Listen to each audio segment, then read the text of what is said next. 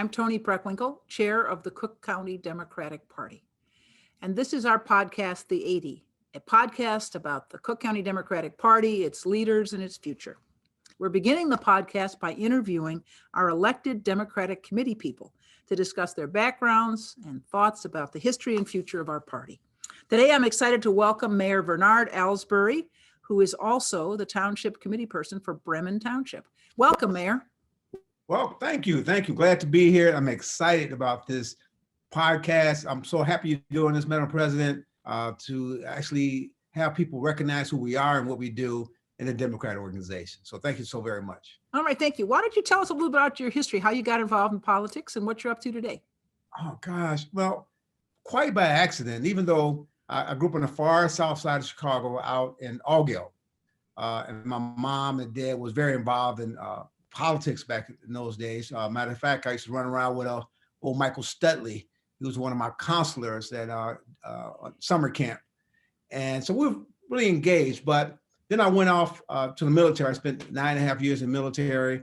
And so during that time in the Air Force, still stayed engaged, still voted absentee. And I moved to the village of Hazelcrest. And I got involved initially with the Planning and Zoning Commission. Not thinking I want to be in politics at all. I thought I wanted to be an administrator. I was at Governor State University, getting a degree in public administration at the time. But I went from planning and zoning. I decided to run for trustee. I lost the first time, learned a lot, and decided to run the second time. And I ran with Will Davis, was state representative. Will Davis now was my campaign manager. He had just won his first seat. And I won, and that's how I really got engaged. And after that, I just kept staying involved, being involved, and watch how the Southland grew. So that's my story. All right, so you started out as a village trustee. How long did you serve in that position before you were elected mayor? 2 terms. I did 2 terms as a village trustee. And then I ran for mayor, and I lost.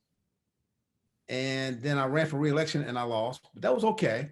I learned a lot from that. And then I came back 2 years later, and in 2013, and ran for village president and for mayor and won. All right, very good, very good. So when did you assume your position as the leader of the party in Bremen Township? I became the committee man in 2015, I think. Okay. 2 years, yeah. And I decided to run. And like most of us do sometime who's in politics, I had my petitions, I put my petitions in, got kicked off the ballot. And so no one else was on the ballot though, because at that time, Committeeman Maggie Crotty decided not to run. So I had to run as a write-in candidate against a couple of other write-in candidates and won as a write-in candidate. I will never do that again. Not an experience you want to have again, huh? Oh, never. So now I go through everything with a fine-tooth comb and make sure everything is correct. But I learned quite a bit. I met a lot of people because you actually had to be in front of people because my name was on the ballot. And Vernard Alsberry is not the easiest name to write. Right, and exactly. We have a very diverse area out here. I had, Midlothian, Hazelcrest, Country Club Hills, Markham, Posen, Oak Forest. So it was very diverse, and I met a lot of people, and it was great. It was great. It was hard. It was difficult, but it was a great experience. I got a chance to really meet people. All right, good. Well, what do you hope to see as a leader of the party? What do you want the party to be doing here locally or nationally? Well, locally, I'm excited about what we're doing now. This podcast being a piece of it, getting involved in more social media. And I think that what excites me a lot about the party, and I hope it continues to happen, is diversity within the party itself. Our party is very diverse from, racial, culturally, religious-wise. And so I'm hoping that we continue to build on that and grow that foundation. And nationally, the same thing. I'm excited about what we're doing as a party, looking at all the issues and looking at America and locally as this melting pot we always talk about, but actually the Democratic Party, when you look at it, it really reflects what our country is and what we are in our region. I think for quite some time, the Democratic Party has been more inclusive and therefore has a broader base than the Republican Party, and that's surely to our credit. What do you Yes. want to see from the Biden-Harris administration? Well, a lot of things they're doing now. I think they're moving forward very quickly and trying to reestablish a belief in that we're a country for all, which I think is very, very important. I think the last 4 years were just a nightmare for the country. Being a military guy, you felt like, where were we going? It's like we're going to a dictatorship and not a democracy and republic. And so I'm hoping that they continue to do what they're doing and to fix those pieces. And then, we talk about equity and support and bringing everyone together. So I hope that happens, and just get back on a fiscal foundation where the country is a lot more stable. And then again, I hope they assist with more manufacturing jobs, more jobs in the U.S. and opening the country up for everyone. I think last year, 2020, not only the COVID virus made an impact on us, but the equity, the unfairness of America was really, the Band-Aid was really torn off. And I think we need to actually take care of our people and actually make people feel comfortable in being an American citizen. I think when we talk about, and I think we're going to do that. When we talk about the pandemic, it's not a matter of creating inequities, it's illuminating inequities. Surely in access to healthcare, in the impact of the virus on brown and Black communities. That's been a tremendous challenge, I think, for all of us, particularly local officials in our cities, towns, and villages who've struggled to try to help people who need access to healthcare and deal with the economic consequences that the pandemic has wrought. So, yes, that's true. Very true. Anything in particular that you're doing in Bremen Township that you want to share with us? Well, what we're working on now is, again, to increase the involvement in the Democratic organization, to get more younger. I hate to say that I'm 65 now. I'm going to say younger citizens involved in the electoral process and in the party. I think they're the future of the party, and what we offer to them is something that I think they would enjoy being part of, and making sure they understand that they votes do count, because young people still think, it's not important to vote. I'm excited because in the Southland, we have young Dems, there are young Democrat organizations that are very involved. The committeemen out here between Frank and Lori and Calvin and Pat Murphy, we talk quite a bit. And so that's good because we all kind of work together, all trying to get our numbers up out here in the Southland. And the population is growing out here. So we want to make sure as they come out that they're involved in the Democratic Party. We're able to relate to them the importance of what we do, and that we can help them realize their dreams in the political process, and that we are very inclusive. And so I'm hoping that we can continue that path of bringing more young Democrats into our organization so we can continue to flourish and grow. Well, thank you. There are a lot of Democratic votes in Bremen Township, in Rich, in Thornton, in Worth. And so if you have active organizations there, that surely helps us countywide. So I'm grateful. Thank you. Thank you. We're excited about it. Good. Let me ask you something. We talked a little bit about the Biden-Harris administration. Are there any particular public policy initiatives that you want to see them undertake? One thing I'm really interested in is education. I think the negative part of COVID, that kids were not in school.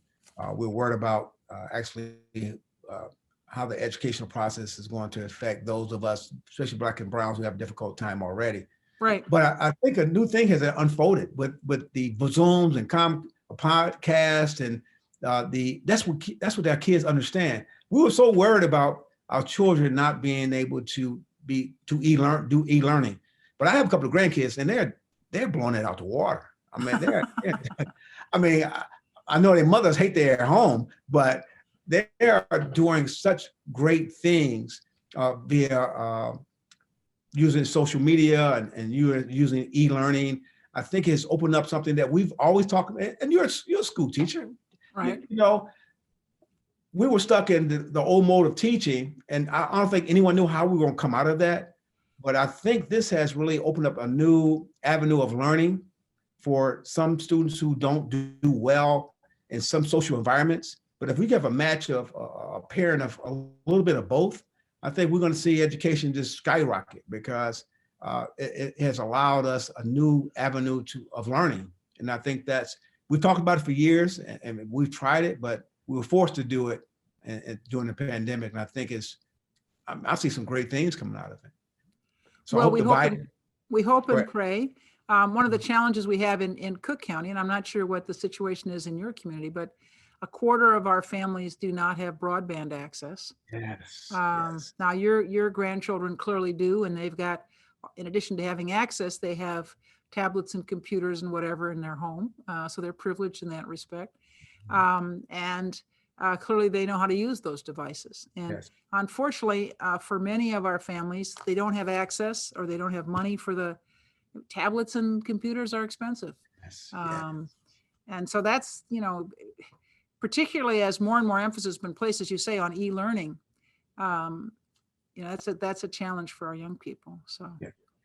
I agree. I mean, when we first started out, school districts out here, I put together the group, and you're familiar with the group, Southland Partnership, we call it now, because Right. the name before was too long.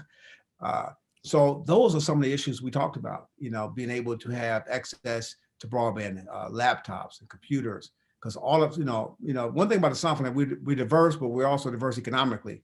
We have some areas that are really struggling. We have some areas that are doing very well. And what I would like to see is for us to actually provide those needs out here, as well as in the south part of Chicago, laptops and iPads, and so that we have successful e-learning. So, and that goes not only locally and municipality wise, but nationally. How do we address that issue? Because again, it's something else we've pulled up the Band-Aid off of, not having access to broadband and being able for kids to be involved in the way they should in learning.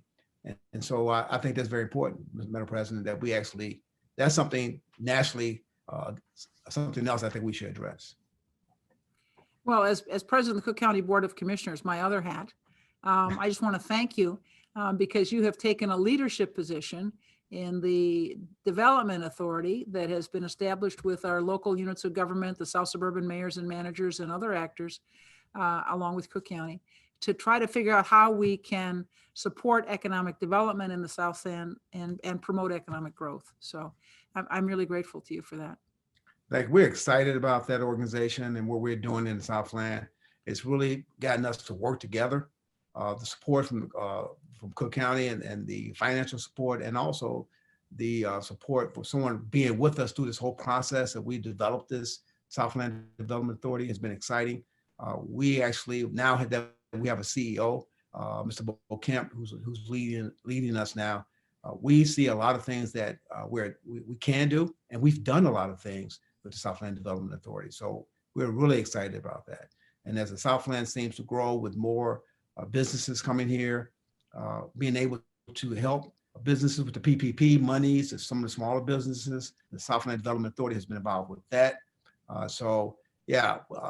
It's been a very important component of what we see as our future growth here in the Southland. Well, again, I want to thank you for your leadership in that organization. We're really, really grateful. Anything you want to say in conclusion? In conclusion, I want to say, first of all, thank you, Madam President, for all that you do. I'm excited about the Democratic organization. I think we're going on the right path to be successful in all the things we do. I think the Democratic Party is a party not only now, but for the future. And I'm so happy to be a part of this organization and what we're going to do in the future and what we're doing now. So Well, thank you. Thank you for joining us. Thank you so much.